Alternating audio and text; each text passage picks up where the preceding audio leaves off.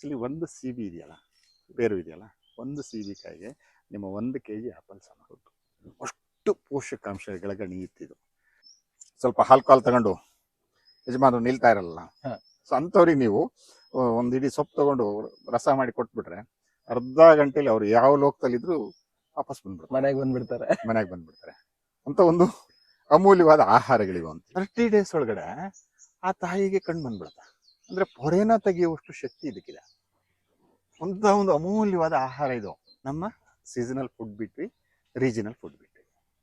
ಹಂಗಾಗಿ ನಮಗೆ ರೋಗ ಇಷ್ಟಾಗಿ ಸಾಯ್ತಾ ಇದ್ದಾರೆ. ಬರ್ಲಿಲ್ಲ, ಯಾಕಂದ್ರೆ ಈಗೆಲ್ಲ 4 ಕಣ್ಣು ಬಂದಿದಾವಲ್ಲ ನಮ್ಗೆ. ಹೌದು.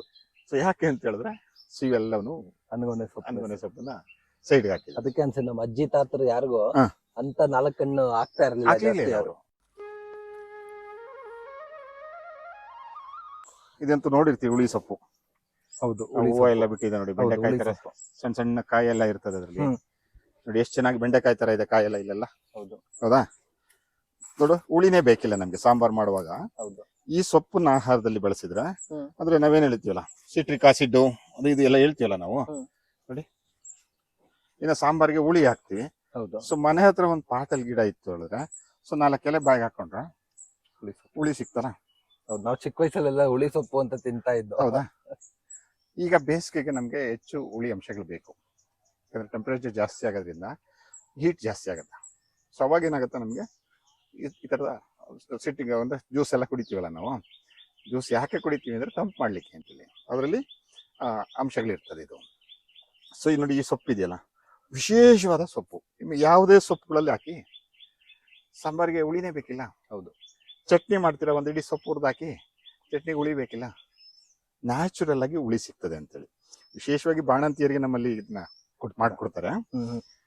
ಅದ್ರ ಜೊತೆಗೆ ಸ್ವಲ್ಪ ಹಾಲು ತಗೊಂಡು ಯಜಮಾನರು ನಿಲ್ತಾ ಇರಲ್ಲ, ಸೊ ಅಂಥವ್ರಿಗೆ ನೀವು ಒಂದು ಇಡೀ ಸೊಪ್ಪು ತಗೊಂಡು ರಸ ಮಾಡಿ ಕೊಟ್ಬಿಟ್ರೆ ಅರ್ಧ ಗಂಟೆಲಿ ಅವ್ರು ಯಾವ ಲೋಕದಲ್ಲಿದ್ರು ವಾಪಸ್ ಬಂದ್ಬಿಡ್ತಾರೆ, ಮನೆಗೆ ಬಂದ್ಬಿಡ್ತಾರೆ ಅಂತ ಒಂದು ಅಮೂಲ್ಯವಾದ ಆಹಾರಗಳಿವೆ ಅಂತ.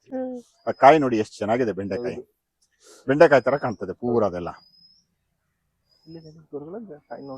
ಕಾಯಿ ಇಲ್ಲೆಲ್ಲ ಇದಾವಲ್ಲ, ಇಲ್ಲೆಲ್ಲ ಇದೆ ನೋಡಿ, ಅಲ್ಲೆಲ್ಲ ಸಣ್ಣ ಬೆಂಡೆಕಾಯಿ ತರ ಕಾಣ್ತಾ ಇದೆ ನೋಡಿ. ಹೌದು, ಕಾಯಿನೇ ತಿಂತಾ ಇದ್ದಿದ್ದು ಮುಂಚೆ ಎಲ್ಲ, ತುಂಬಾ ತಿಂತಾ ಇದ್ದಿದ್ವಿ, ಚಿಕ್ಕ ಬೆಂಡೆಕಾಯಿ ತರ. ಚಿಕ್ಕ ಬೆಂಡೆಕಾಯಿ ತರ. ಸೊ ಇವು ನಮ್ಮ ಆಹಾರಗಳಾಗಬೇಕು ಅನ್ನೋದು ನನ್ನ ಉದ್ದೇಶ ಇರೋಂಥದ್ದು. ಇನ್ನು ಇದ್ರ ಜೊತೆಗೆ ಅನಗನೆ ಸೊಪ್ಪು ಬರ್ತೀರಿ. ಹೌದು, ಅನಗನೆ ಸೊಪ್ಪಲ್ಲಿ ಸುಮಾರು ನನಗೆ ಸಿಕ್ಕಿರೋದು 12 ವೆರೈಟಿ ಅನಗನೆ ಇದೆ. 12 ವೆರೈಟಿ ಅನಗನೆ ಇದೆ. 12ರಲ್ಲಿ ಇದು ಒಂದು, ಇದು ನುಚ್ಚ ಅನಗನೆ ಅಂತ ಕರಿತೀವಿ. ಇದು ನೋಡಿ, ಇದಿದೆ, ಇದು ನುಚ್ಚ ಅನಗನೆ ಅಂತೇಳಿ, ನುಚ್ಚ ಅನಗನೆ ಅಂತೇಳಿ ಇದಾಗಿ ಬೆಳೀತದೆ. ಸೊ ಇನ್ನೊಂದು ಅಲ್ಲಿ ತೋರಿಸ್ತೀನಿ. ಇದೊಂದು ಜಡೆ ಅನಗೊನೆ ಅಂತೇಳಿ, ಇನ್ನೊಂದು ಕರಿ ಅನಗೊನೆ ಅಲ್ಲಿದೆ, ಇದು ಜಡೆ ಅನಗೊನೆ ಅಂತೇಳಿ. ನೋಡಿ, ಈ ತರ ಜಡೆ ತರ, ಮೊಗ್ಗಿನ ಜಡೆ ತರ ಎಣ್ಕೊಂಡು ಹೋಗುತ್ತೆ. ನೋಡಿ ಜಡೆ ಹೆಂಗಿದೆ ಇದು, ಮೊಗ್ಗಿನ ಜಡೆ ತರ ಇರುತ್ತೆ. ಇನ್ನ ಕರಿ ಅನಗೊನೆ ಇದೆ, ಸೀಮೆ ಅನಗೊನೆ ಇದೆ, ಬೆಣ್ಣೆ ಅನಗೊನೆ ಅಂತಿದೆ. ಅದು ನಮ್ಮ ತಾಲೂಕಲ್ಲಿ ಎಲ್ಲೋ ಒಂದು ಕೆರೆ ಇದೆ, ಕೈದಾಳ ಕೆರೆ ಇದೆ. ಆ ಕೆರೆ ಒಳಗೆ ಮಾತ್ರ ಸಿಗತ್ತದು. ಅದ್ರ ಬೇರು ಬೆಣ್ಣೆ ತಿಂದಾಗ ಆಗ್ತದೆ. ಸೊ ಈ ತರದ ತುಂಬಾ ವೆರೈಟಿಗಳಿದಾವೆ. ಸೊ ಇವು ನಮ್ಮ ಆಹಾರದಲ್ಲಿ ಬರಬೇಕಿತ್ತು, ಬರ್ಲಿಲ್ಲ. ಯಾಕಂದ್ರೆ ಈಗೆಲ್ಲ 4 ಕಣ್ಣು ಬಂದಿದಾವಲ್ಲ ನಮ್ಗೆ. ಹೌದು. ಸೊ ಯಾಕೆ ಅಂತ ಹೇಳಿದ್ರೆ ಇವೆಲ್ಲವೂ ಅನಗೊನೆ ಸೊಪ್ಪನ್ನ ಸೈಡ್ಗೆ ಹಾಕಿದ್ರು. ಅದಕ್ಕೆ ಅನ್ಸುತ್ತೆ ನಮ್ಮ ಅಜ್ಜಿ ತಾತರು ಯಾರಿಗೋ ಅಂತ 4 ಕಣ್ಣು ಆಗ್ತಾ ಇರಲಿಲ್ಲ ಅವರು. ಯಾಕಂತ ಹೇಳಿದ್ರೆ ಇವ್ರು ತಿಂತಾ ಇದ್ರು. ಅದೊಂದು ಸಣ್ಣ ಕಥೆ ಇದೆಯಲ್ಲ. ಹೌದು. ಅತ್ತೆ ಸೊಸೆ ಇರ್ತಾರೆ ಮನೆಯಲ್ಲಿ. ಆ ಸೊಸೆ ಇದ್ದಾಗ ಏನ್ ಮಾಡ್ತಿರ್ತಾಳೆ, ಸೊಸೆ ಈ ಚಿಗುರು ಸೊಪ್ಪೆಲ್ಲ ಅವಳು ತಿಂತಾ ಇರ್ತಾಳೆ. ಈ ಕಡ್ಡಿ ವೇಸ್ಟ್ ಇದೆಯಲ್ಲ, ಈ ವೇಸ್ಟ್ ಕಡ್ಡಿನ ಅಜ್ಜಿಗೆ ಬೇಯಿಸಿ ಹಾಕ್ತಿರ್ತಾಳೆ. ಆಕ್ಚುಲಿ ಅತ್ತೆಗೆ ಏನಾಗಿರುತ್ತೆ ಅಂದ್ರೆ ಹೊರೆ ಬಂದಿರುತ್ತೆ. ಸೊ ಒಂದು 30 days ಒಳಗಡೆ ಆ ತಾಯಿಗೆ ಕಣ್ಣು ಬಂದ್ಬಿಡುತ್ತೆ. ಅಂದ್ರೆ ಪೊರೆನ ತೆಗೆಯುವಷ್ಟು ಶಕ್ತಿ ಇದಕ್ಕಿದೆ. ಒಂದು ಅಮೂಲ್ಯವಾದ ಆಹಾರ ಇದು. ಸೊ ಯಾವುದೇ ತಿನ್ನಿ ನೀವು ಇದು ವೆರೈಟಿಗಳಲ್ಲಿ. ಸೊ ಕಣ್ಣಿನ ರಕ್ಷಣೆಗೆ ತುಂಬಾ ಒಳ್ಳೆ ಕೆಲಸ ಮಾಡುವಂತ ಒಂದು ಅಮೂಲ್ಯವಾದ ಆಹಾರಗಳಿವು. ಆಮೇಲೆ ಇದ್ರ ಜೊತೆಗೆ ಮುಂಚೆ ಎಲ್ಲ ನಾವು ಕಾಡಿಗೆ ಮಾಡ್ತಾ ಇದ್ರು ಮನೆಯಲ್ಲಿ. ಅಂದ್ರೆ ದೃಷ್ಟಿ ದೋಷ ನಿವಾರಣೆ ಆಗ್ಬೇಕು ಅಂತೇಳಿ ಇತ್ತೀಚೆಗೆ ಬೇರೆ ಕಂಪ್ನಿಯವ್ರು ಬಂದು ಧೂಳು ಕೊಡಿ ಮಕ್ಕಳಿಗೆ ತುಂಬಾ ಚೆನ್ನಾಗಿ ಸ್ನಾನ ಮಾಡಿಸ್ತೀವಿ. ಸ್ನಾನ ಮಾಡಿ ತಂದು ಧೂಳು ಕೊಡೋಗ್ಬಿಟ್ಟು ಇಲ್ಲಿಗೆ ಇಡ್ತೀವಿ ನಾವು. ದೃಷ್ಟಿ ಯಾರ್ದು ಹಾಕ್ಬಾರ್ದು ಅಂತ. ಆಕ್ಚುಲಿ ನಮ್ಮ ಹಿರಿಕರದಲ್ಲ ಇದು. ಮಗುವಿನ ಕಣ್ಣಿದೆಯಲ್ಲ ಬಹಳ ಸೂಕ್ಷ್ಮವಾದ ಅಂಗ. ಇದಕ್ಕೆ ಏನು ತೊಂದರೆ ಆಗ್ಬಾರ್ದು, ಇದು ದೃಷ್ಟಿ ಹಾಳಾಗ್ಬಾರ್ದು ಅನ್ನೋ ಉದ್ದೇಶಕ್ಕೆ ಕಣ್ಕಪ್ ಮಾಡ್ತಾ ಇದ್ದೀವಿ. ಇದ್ರಲ್ಲಿ ಕಣ್ಕಪ್ ಮಾಡ್ತಾ ಇದ್ದಿದ್ದು. ಈ ಸೊಪ್ಪಿದೆಯಲ್ಲ, ಹೌದು, ಒಂದ್ ಇಡೀ ಸೊಪ್ಪು ತಗೊಂಡು ರುಬ್ಕೊಂಡ್ರೆ ರಸ ಬರ್ತದೆ. ಆ ರಸದಲ್ಲಿ ನಮ್ಮ ಬತ್ತಿಗಳಿದಾವಲ್ಲ, ಹೌದು, ದೀಪಕ್ಕೆ ಹಚ್ಚಿ ಬತ್ತಿಗಳು, ಅವನ್ನ ನೆನಾಕೋದು. ನೆನಾಕಿ ಆ ಬತ್ತಿನ ಒಣಗಿಸೋದು. ಒಣಗಿಸಿ ಒಂದ್ 2-3 ದಿನ ಆದ್ಮೇಲೆ ಒಂದು ದೀಪ ಇಟ್ಕೊಳ್ಳೋದು. ಆ ದೀಪಕ್ಕೆ ಹರಳೆಣ್ಣೆ ಹಾಕಿ ದೀಪ ಹಚ್ಚುತ್ತಾರೆ. ಮೇಲೊಂದು ಬಟ್ಲ ಏನು ಇಡ್ತಾರೆ. ಸೊ ಈ ದೀಪ ಉರ್ದಂಗೆ ಇಲ್ಲೆಲ್ಲ ಹೋಗಿ ಬ್ಲ್ಯಾಕ್ ಆಗ್ತಾ ಹೋಗುತ್ತೆ. ಆಮೇಲೆ ಅದನ್ನ ತಗೊಂಡು ಸ್ವಲ್ಪ ಹರಳೆಣ್ಣೆ ಹಾಕಿ ಅದನ್ನ ತೆಗೆದು ಬಟ್ಟೆಗೆ ಹಾಕಿ ಇಟ್ಕೊಳ್ಳೋರು. ಸೊ ಇದನ್ನ ಕಣ್ಣಿಗೆ ಹಚ್ತಾ ಇದ್ರೆ ಅಷ್ಟು ಸೂಕ್ಷ್ಮವಾಗಿ ರಕ್ಷಣೆ ಮಾಡ್ತಾ ಇತ್ತು. ಆಕ್ಚುಲಿ ದೃಷ್ಟಿ ಬೆಟ್ ಮಾಡಿದ್ದು ಇದಕ್ಕೆ. ಇದಲ್ಲ ಇದು, ನಾವು ಇಲ್ಲಿಗಿಟ್ಟು ನಾವು ಹಾಳು ಮಾಡ್ತಾ ಇದ್ದೇವೆ. ಸೊ ಇಂಥ ಒಂದು ಅಮೂಲ್ಯವಾದ ಆಹಾರಗಳೇನಿದೆಯಲ್ಲ ಎಲ್ಲ ಕಡೆ ಬೆಳೀತದೆ. ಸೊ ಇವು ನಮ್ಮ ಆಹಾರದೊಳಗಡೆ ಬಂತ ಹೇಳಿದ್ರೆ ನಮ್ಮ ಆರೋಗ್ಯ ನಮ್ಮ ಕೈಲಿ ಇಟ್ಕೊಳ್ಳಿಕ್ಕೆ ಆಗತ್ತೆ ಅಂತ. ಇದೊಂದು ಎಲ್ರು ಗಮನಿಸಿರ್ತೀರಿ ನೀವು. ಹೌದು, ತೊಂಡೆ ಬಳ್ಳಿನ. ಹೌದು, ತೊಂಡೆಕಾಯಿ ಮಾತ್ರ ತಿಂತೇವೆ ನಾವು. ಅದರ ತೊಂಡೆಕಾಯಿ ತುಂಬಾ ಒಳ್ಳೇದು. ತೊಂಡೆಕಾಯಿ, ಬೆಂಡೆಕಾಯಿ, ಗೋರಿಕಾಯಿ ಇದೆಯಲ್ಲ, ಜೋಳಿಕಾಯಿ ಅಂತೀವಲ್ಲ, ಸೊ ಇದು ತುಂಬಾ ಒಳ್ಳೇದು. ನಾನು ಆಗ್ಲೇ ಹೇಳಿದೆ ನಿಮ್ಗೆ, ಗ್ರೀಸ್ ಇದೆಯಲ್ಲ, ಹೌದು, ಜಾಯಿಂಟ್ ಪೇನ್ಗಳಿಗೆ ತುಂಬಾ ಜೆಲ್ ಇರುತ್ತೆ ಇದು ಇದರಲ್ಲಿ. ಸೊ ಇದು ಕಾಯಿ ಬಳಸಿದಾಗ ದಯಮಾಡಿ ಸೊಪ್ಪನ್ನ ಆಹಾರದಲ್ಲಿ ಬಳಸಿ. ಬೆರಕೆ ಸೊಪ್ಪಿನ ಸಾರು ಮಾಡ್ತೀರಾ, ಒಂದಿಡಿ ಸೊಪ್ಪು ಹಾಕಿ. ಅದ್ರ ಜೊತೆಗೆ ದೋಸೆ ಮಾಡ್ತೀರಲ್ಲ, ಎಷ್ಟು ದೋಸೆ ಇದಕ್ಕೆ ಶುರು ಮಾಡ್ತೀವಿ, ತುಂಬಾ ಚೆನ್ನಾಗಿ ದೋಸೆ ಬರುತ್ತೆ. ಉದ್ದುರಹಿತ ಆರೋಗ್ಯಕರ ಹಸಿರು ದೋಸೆ ಒತ್ತಿ ಹೇಳ್ತಿರ್ತೀನಿ ನಾನು ಯಾವಾಗ್ಲೂ, ಆಯ್ತಾ. ಸೊ ಉದ್ದಿಲ್ದೇನೆ ನಿಮ್ಗೆ ಒಂದು ದೋಸೆ ರೆಡಿ ಆಯ್ತು. ಅಂದ್ರೆ ಕಾಯಿನೇ ಕಾಯ್ಕೊಂಡು ಕೂತ್ಕೊಳ್ಳೋದ್ರ ಬದಲಾಗಿ ಈ ಸೊಪ್ಪುಗಳು ಇದೆಯಲ್ಲ, ತುಂಬಾ ಬಳ್ಳಿಗಳಿದೆ, ತರಕಾರಿಗಳಿದೆ. ಸೊ ಆಗಲ್ ಬಳ್ಳಿ ಇರ್ಬೋದು, ಅಥವಾ ಸೋರೆ ಕುಡಿ ಇರ್ಬೋದು, ಕುಂಬಳ ಕುಡಿ ಇರ್ಬೋದು. ಸೊ ಇವೆಲ್ಲವೂ ಕೂಡ ಇಟ್ಲವ್ರೆ, ಇವೆಲ್ಲವೂ ಸೊಪ್ಪುಗಳು ತಿನ್ನೋಂಥವು. ನಾವು ಬರೀ ಕಾಯಿ ಕೂತ್ಕೊಂತೀವಿ, ಕಾಯಿನೇ ಕಾಯ್ಕೊಂಡು ಕೂತ್ಕೊಂತೀವಿ. ಹೌದು, ಕಾಯಿ ತಿನ್ನೋದಕ್ಕಿಂತ ಮೊದಲು ಈ ಸೊಪ್ಪುಗಳು ನಮ್ಮ ಆಹಾರದಲ್ಲಿ ಬಂತು ಅಂತ ಹೇಳಿದ್ರೆ, ಸೊ ಜೆಲ್ಲನ್ನ ನಮಗೆ ಜಾಸ್ತಿ ಮಾಡ್ತಾ ಹೋಗ್ತದೆ. ಏನ್ ಜಾಯಿಂಟ್ ಪೇನ್ ಎಲ್ಲ ಹೇಳ್ತಿರ್ತಾರಲ್ಲ, ಸೊ ಇದಕ್ಕೆಲ್ಲವಕ್ಕೂ ಒಂದು ಅಮೂಲ್ಯವಾದ ಆಹಾರಗಳು. ಸೊ ನಾವು ತಿನ್ನೋ ಆಹಾರನೇ ಔಷಧಿ ಆಗ್ಬೇಕು.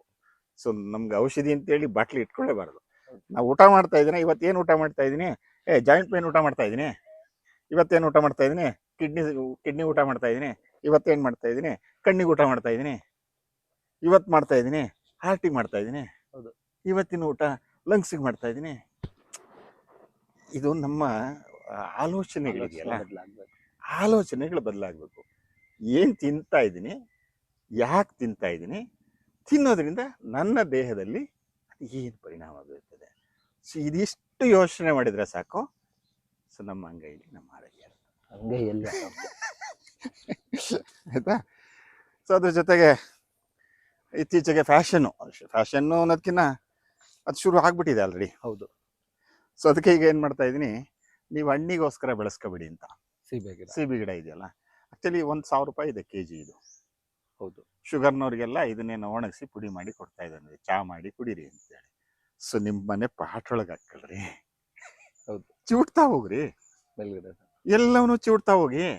ಚಿವುಟ್ದಂಗೆ ಇಡೀ ನನಗೆ ವರ್ಷದಲ್ಲಿ ಆಹಾರ ಆಯ್ತು. ಫಸ್ಟ್ ಕಾಯಿ ಕಡಿಮೆ ಬಿಡ್ಲಿ, ಎಷ್ಟು ಚಿವುಟ್ತೀರ ನೀವು, ತಾಯಿ ಬೇರೆ ಏನಾಯ್ತು, ಡಿಸ್ಟರ್ಬ್ ಆಯ್ತು, ನೆಲಕ್ಕೆ ಹೋಗಲ್ಲ. ಸೊ ನೀರು ಕಡಿಮೆ ತಗೊಳ್ತು, ಒಂದು ಗ್ರಿಪ್ ಜಾಸ್ತಿ ಆಯ್ತು, ಬುಷ್ ಆಗತ್ತೆ, ಅದು ನೋಡ್ಲಿಕ್ಕೆ ಚೆನ್ನಾಗಿರ್ತದೆ. ಯಾವ್ಯಾವುದೋ 1,000, 2,000, 3,000, 5,000 ಪ್ಲಾಂಟ್ಗಳನ್ನ ತಗೊಂಬಂದು ಬೋನ್ಸಾಯಿ ಅದು ಇದು ಏನೋ ಫ್ಯಾಷನೈಸ್ ಆಗಿ ಮಾತಾಡ್ತೀರಿ. ಫ್ಯಾಷನೈಸ್ ಮಾತಾಡುವಾಗ ನಮ್ಮ ಆಹಾರಕ್ಕೆ ಬರ್ತವೆ ಅಂತ ನೋಡಿ. ಹೌದು. ಸೊ ಇದು ಜಸ್ಟ್ ಇದನ್ನು ನೀವು ಮಾಡ್ತಾ ಹೋದ್ರೆ, ಸೊ 20 ವರ್ಷ ಆಗಲಿ ನಿಮ್ಮ ಬೋನ್ಸಾಯಿ ಹೆಂಗೆ ಇರುತ್ತೆ. ಹೌದು. ಯಾಕೆ ಯೋಚನೆ ಮಾಡ್ತಾ ಇಲ್ಲ ನಾವು? ಜಪಾನವರೇ ಬೋನ್ಸಾಯಿಗೆ ಮಾಡ್ತಾ ಇದ್ದಾರೆ ಅಂತೇಳಿ ಅವ್ರಿಗೆ ಪೇಟೆಂಟ್ ಕೊಡೋಕೆ ಹೋಗ್ತೀವಿ. ನಮ್ಮೂರಲ್ಲಿ ಯಾಕೆ ಮಾಡಲಿಲ್ಲ ನೀವು? ಸೊ ಕೆಳಗೆ ಬೇರೆ ಹೋಗ್ಲಿಲ್ಲ ಅಂದ್ರೆ ಬೇರೆ ಯಾವಾಗ ಹೋಗುತ್ತೆ? ಯಾವುದೇ ಗಿಡ ಮೇಲೆ ಬೆಳೆದಷ್ಟು ಕೆಳಗೆ ಬೇರೆ ಹೋಗುತ್ತೆ. ಎಷ್ಟು ವಿಶಾಲವಾಗಿ ಹೋಗ್ತದೆ ಅಷ್ಟು ವಿಶಾಲವಾಗಿ ಹೋಗ್ತದೆ. ಸೊ ಬೇರೆಗೆ ನಾವು ಒಂದು ಸ್ವಲ್ಪ ಅವಕಾಶ ಇಲ್ಲಿ ಮೇಲೆ ಕಟ್ ಮಾಡಿದ್ರೆ ಏನಾಯ್ತು, ನಿಮಗೆ ಆರಾಮ್ಸೆ ಆಹಾರ ಆಯಿತು. ಸೊ ಇದು ಅದು ಶುಗರ್ನವರು, BP ಶುಗರ್ನವ್ರಿಗೆಲ್ಲ ತುಂಬಾ ಒಳ್ಳೆ ಔಷಧಿ ಅಂತೇಳಿ ಶುರು ಮಾಡ್ಕೊಂಡಿದ್ದಾರೆ. ಇದು ಚಾ ಮಾಡ್ಕೊಂಡು ಕುಡೀರಿ ಅಂತೇಳಿ. ಸೊ ನಮ್ಮ ಮನೆಯಲ್ಲಿ ಚಾಗಿಗೆ ಮಾಡಲ್ಲ. ಹೌದು. ನಮ್ಮ ಮೇಡಮ್ ಬಂದ್ರೆ ಎಲ್ಲವನ್ನು 4 ಕುಡಿ ಕಿತ್ಕೊಂಡ್ಬರ್ತಾರೆ. ಸೊ ಹುರಿದು ಚಟ್ನಿ ಹಾಕಿ ಮುಗಿದಾಯ್ತು. ನಾವು ಇನ್ನು ಆಹಾರನೇ ನಮಗೆ ಔಷಧಿ ಆಗೋಯ್ತು. ಔಷಧಿ. ಇನ್ನ ಜೊತೆಗೆ ಇನ್ನೊಂದು ವಿಶೇಷವಾಗಿ ಹೇಳ್ತಾ ಇದ್ದೀನಿ, ಯಾಕಂದ್ರೆ ಸೊ ಮೆಡಿಕಲ್ ಇಂಡಸ್ಟ್ರಿ ಇದೆಯಲ್ಲ, ಸೊ ನಮ್ಮನ್ನ ಎಷ್ಟು ಸಾಧ್ಯನೋ ಅಷ್ಟು ನಮ್ಮನ್ನ ಸಫರ್ ಮಾಡ್ತಾ ಇದೆ. ಸೊ ಯಾಕೆ ಅದನ್ನ ಹೇಳ್ತಾ ಇದ್ದೀನಿ ಅಂತ ಹೇಳಿದ್ರೆ, ಸೊ ನಮ್ಮ ಕೃಷಿ ಇಲಾಖೆಗಳು, ತೋಟಗಾರಿಕೆಯವರು, ಅವರು ಕೂಡ ನಮ್ಮನ್ನು ಹಾಳು ಮಾಡ್ಬಿಟ್ರು. ಯಾಕೆಂತ ಹೇಳಿದ್ರೆ ಎಲ್ಲರನ್ನು ಸೀಡ್ಲೆಸ್ ಮಾಡ್ತಾ ಇದ್ದಾರೆ. ಹೌದು. ಸೀಡ್ಲೆಸ್ ದ್ರಾಕ್ಷಿ ಬೇಕು, ಸೀಡ್ಲೆಸ್ ಸೀಬೆ ಬೇಕು, ಅದು ಬೇಕಂತ ಹೇಳಿ ನಮಗೂ ಸೀಡ್ ಇಲ್ದಂಗಾಗಿದೆ. ಭಿಕ್ಷೆ ಬಿಡ್ತಾ ಇದ್ವಿ. 15 ಲಕ್ಷ 25 ಲಕ್ಷ ಕೊಟ್ಟು ನನಗೊಂದು ಮಗು ಹುಟ್ಟಿಸ್ಕೊಡಿ ಅಂತ ಕೇಳ್ತಾ ಇದ್ವಿ.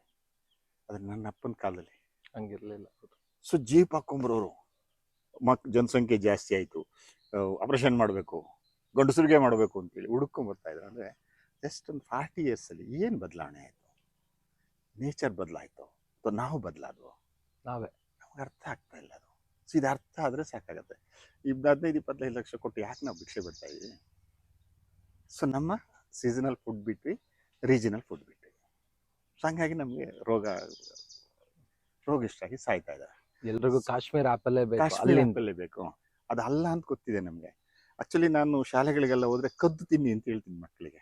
ಸಾರ್ ಹಂಗೆ ಹೇಳ್ಬೇಡಿ ಸಾ, ನೀವು ಹೇಳ್ದಿದ್ರು ಕದ್ದು ತಿಂತಾರೆ ಅವರು ಅಂತಾರೆ. ಆಕ್ಚುಲಿ ಒಂದು CB ಇದೆಯಲ್ಲ, ಬೇರು ಇದೆಯಲ್ಲ, ಒಂದು CB ಕಾಯಿಗೆ ನಿಮ್ಮ 1 kg ಆಪಲ್ ಸಮ. ಅಷ್ಟು ಪೋಷಕಾಂಶಗಳ ಗಣಿ ಇತ್ತಿದು.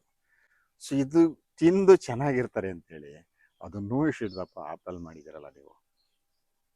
ತಿಂದಿದ್ರಲ್ವ ಅದು ಹಣ್ಣ, ಅದು ಉಪ್ಪು ಖಾರ ಹಾಕದೆ ತಿನ್ನಕ್ಕಾಗತ್ತ ಅದನ್ನ? ಆಗದೆ. ಅಂದ್ರೆ ಎಷ್ಟು ಹೊಡಿಯಕ್ಕೆ ಸಾಧ್ಯ ಆಗ್ತಾ ಇದೆ. ಒಳ್ಳೇದನ್ನ ತಿನ್ನಿಸ್ಬಾರ್ದು ಅಂತ. ಸೊ ಒಳ್ಳೆ ತಿನ್ಸಿದ್ರೆ ಇಂಡಸ್ಟ್ರಿ, ಮೆಡಿಕಲ್ ಇಂಡಸ್ಟ್ರಿ ಬೆಳೆಯಲ್ಲ. ಕೆಟ್ಟದ್ದನ್ನೇ ತಿನ್ಬೇಕು, ಮತ್ತೆ ಅವ್ರ ಹತ್ರ ಹೋಗ್ಬೇಕು ಅಂತ ಹೇಳಿ. ಸೊ ಹಂಗಾಗಿ ಮಕ್ಳಿಗೆ ಅದನ್ನ ಹೇಳ್ತಿರ್ತೀನಿ, ನೀವು ಕದ್ದಾದ್ರೂ ಸೀಬಿಕಾಯಿ ತಿನ್ಬೇಕು ಶುರು ಮಾಡಿ. ಎಲ್ಲಾರು ತಿಂದ ತಲೆ ಕೆಡಿಸ್ಬಿಡಿ, 2 ಡೇಟ್ ತಿಂತೀರ ತಿನ್ನಿ, ಫಸ್ಟ್ ಹಣ್ಣು ತಿನ್ನಿ.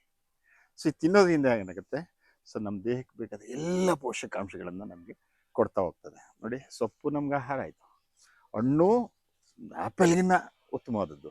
ಯಾಕೆ ನನ್ನ ಪಾಟ್ ಒಳಗಡೆ ನಾನೊಂದು ಗಿಡ ಬೆಳೆಸ್ಕೊಳ್ವಾ? ಮಾಡಿ ಮೇಲೆ ಚಿಕ್ಕದಾಗಿ ಒಂದು ಚಿಕ್ಕದಾಗಿ ಬೆಳೆಸ್ಬೋದು. ಬೋನ್ಸಾಯಿ ಮಾಡ್ರಿ. ನಾನು ಹೇಳ್ತಾ ಇದ್ದೀನಲ್ಲ, ಬೋನ್ಸಾಯಿ ಸೊಪ್ಪು ನೋಡಿ, ಇದು ಚಿಗಟಿ, ಇಲ್ಲಿ ಚಿಗುರುತ್ತೆ, ಹೌದು, ಇಲ್ಲಿ ಚಿಗಟಿ, ಮತ್ತೆ ಚಿಗುರುತ್ತೆ. ನಿಮ್ಗೆ ಊಟ ಆಯ್ತಲ್ವಾ? ಸೊ ಊಟ ಆದ್ಮೇಲೆ ನೀವು ಯಾಕೆ ಅದನ್ನ ಬೆಳೆಸ್ಕೊಳ್ತಾ ಇಲ್ಲ? ನೀವು ಯಾಕೆ 5-6 ಸಾವಿರದ ಗಿಡಗಳನ್ನ, ಇದು ಆಕ್ಸಿಜನ್ ಪ್ಲಾಂಟು, ಏನೇನೋ ಕಥೆಗಳು ಹೇಳ್ತಾರೆ. ಹೌದು, ನನಗೆ ಅನ್ನದ ಪ್ಲಾಂಟ್ ಮಾಡ್ಕೊಳ್ಳಿ. ಸೊ ಇದೊಂದು ಅಮೂಲ್ಯವಾದ ಆಹಾರ ಆಗ್ತದೆ ಅಂತ ಹೇಳಿ ಸೇಬಿ, ಪೇರು ಇದನ್ನ. ಆಮೇಲೆ ತುಂಬ ಜನರದ್ದು ಏನು ಅಂತ ಹೇಳಿದ್ರೆ, ನಾವು ಹಾಡು ಹೇಳ್ತಿರ್ತೀವಿ, ವಸಂತ ಕಾಲ ಬಂದಾಗ ಮಾವು ಚಿಗುರಲೇಬೇಕು, ಕೋಗಿಲೆ ಮಾತ್ರ ಆಡ್ಬೇಕಂತೆ. ಯಾಕೆ ನೀವು ಆಡಿದ್ರೆ ಏನಾಗತ್ತೆ?